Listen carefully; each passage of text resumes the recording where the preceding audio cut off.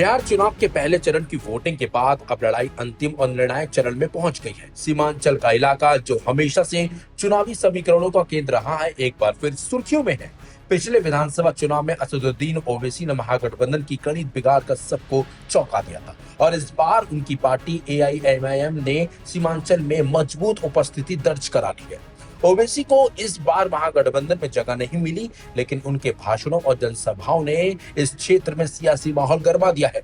ओवैसी लगातार मुस्लिमों से अपील कर रहे हैं कि कांग्रेस राजद जैसी पार्टियों को वोट करने वाला मुसलमान क्या केवल दरी बिछाता रहेगा, जबकि कुछ फीसदी जिनकी संख्या है उनके CM और डिप्टी CM बनेंगे। इसी के असर को कम करने के लिए कांग्रेस और राजद ने अपने मुस्लिम चेहरे को मैदान में उतार दिया है। कांग्रेस की ओर से स्टार प्रचारक इमरान प्रतापगढ़ी और समाजवादी पार्टी से सांसद इकरा हसन सीमांचल में लगातार सफाई कर रहे हैं। दोनों भले ही अलग अलग पार्टियों से आते हो, लेकिन मिशन एक ही है, ओवैसी के असर को सीमित करना और मुस्लिम वोटरों को एकजुट रखना। इमरान प्रतापगढ़ी अपने भाषणों में सीधे ओवैसी को बीजेपी की बी टीम बताते हुए कह रहे हैं कि AIMIM को वोट देना दरअसल बीजेपी की मदद करना है। साथ ही कहा कि तेलंगाना उपचुनाव में कांग्रेस के उम्मीदवार के लिए वोट ओवैसी जब खुद बांट रहे थे तो वे दरी बिछा रहे थे। वहीं इकरा हसन की अपील भी कुछ ऐसी ही है। किशनगंज और पूर्णिया की रैलियों में उन्होंने भीड़ से कहा, जो लोग सरकार नहीं बना सकते उन्हें वोट देकर वोट मत बर्बाद कीजिए, अगर वोट बिखरा तो फायदा बीजेपी को होगा। ओवैसी ने इन हमलों पर पलटवार किया। उनका कहना है कि जिन पार्टियों ने पिछले 10 सालों से उत्तर प्रदेश में हार देखी है वो हमें राजनीति सिखा रहे हैं। उन्होंने आरोप लगाया कि महागठबंधन ने मुसलमानों को केवल वोट बैंक समझा, क्योंकि डिप्टी CM पद के लिए मुकेश सहनी की घोषणा तो की गई, लेकिन किसी मुस्लिम चेहरे को सामने नहीं लाया गया। ओवैसी मंचों से ये कहते सुने जा रहे हैं कि मुसलमान अगर अपना भविष्य खुद नहीं चुनेगा तो दूसरों की दरी बिछाता रहेगा। इसी बयान को लेकर इमरान प्रतापगढ़ी ने कहा, जो कांग्रेस को वोट देगा वो दरी नहीं बिछा रहा, बल्कि नफरत की राजनीति को हराने की कोशिश कर रहा है। ये सोचिए कि क्या वो सरकार बना सकते हैं। अगर वो सरकार के नजदीक पहुंचते हैं तो आप बेशक वोट उन्हें दे दीजिए, लेकिन वो नहीं पहुंचेंगे। उन्हें अगर वोट दिए जाएंगे, बटेंगे अगर हमारे वोट, तो सरकार फिर से भाजपा की बनेगी और इस बार भाजपा नीतीश जी को मुख्यमंत्री भी नहीं बनाएगी, इस बार वो खुद कब्जा लेगी। तो अब तक जो हालात जाएंगे कि जो कांग्रेस को वोट देगा वो दरी बिछा रहा है, यही कह रहे हैं ना, गाली दे रहे हैं ना जी। तो मैं आपको एक बात बताता हूँ, 11 तारीख को यहाँ वोटिंग है ना, इसी 11 तारीख को जहाँ से वो आए हैं हैदराबाद तेलंगाना, घर से 1 किलोमीटर की दूरी पर एक विधानसभा है जुबली हिल्स, एक सीट पर 11 तारीख को वहां भी वोटिंग है।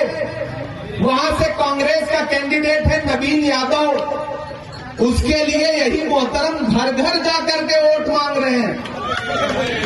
मतलब तुम वहां कांग्रेस के लिए वोट मांगो तो तुम बहुत बड़े हिकमती और बहुत बड़े सियासती, और बहादुरगंज के लोग कांग्रेस को वोट देते तो फिरौन। भैया ऐसी सियासत तो सीमांचल में नहीं चलेगी।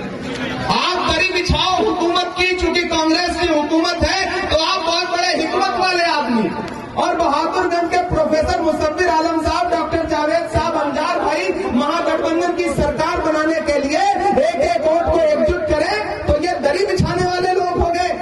ये गाली नहीं है तो और क्या है, बताइए मुझे, कौन सी कयादत खड़ी कर रहे हो आप? प्रोफेसर मुसब्बिर आलम को हरा करके किसी और को जिता करके कौन सी कयादत खड़ी कर रहे हो आप? कोई आखिर बोलता है कि नहीं जो सरकार बना रहे, अरे यूपी में तो आप सरकार बना ही नहीं पा रहे। 2014 का पार्लियामेंट इलेक्शन हार गए, 17 का विधानसभा हार गए, 19 का पार्लियामेंट हार गए, 22 का विधानसभा हार गए, और बिहार में आके बोल रहे जो सत्ता पार्टी में आ सकती है उसको वोट दो। राजद कब सत्ता में आई थी? और ये गठबंधन से हमारा एक सवाल है, नरकटियागंज वहां पर गठबंधन ने दीपक यादव को टिकट दिया।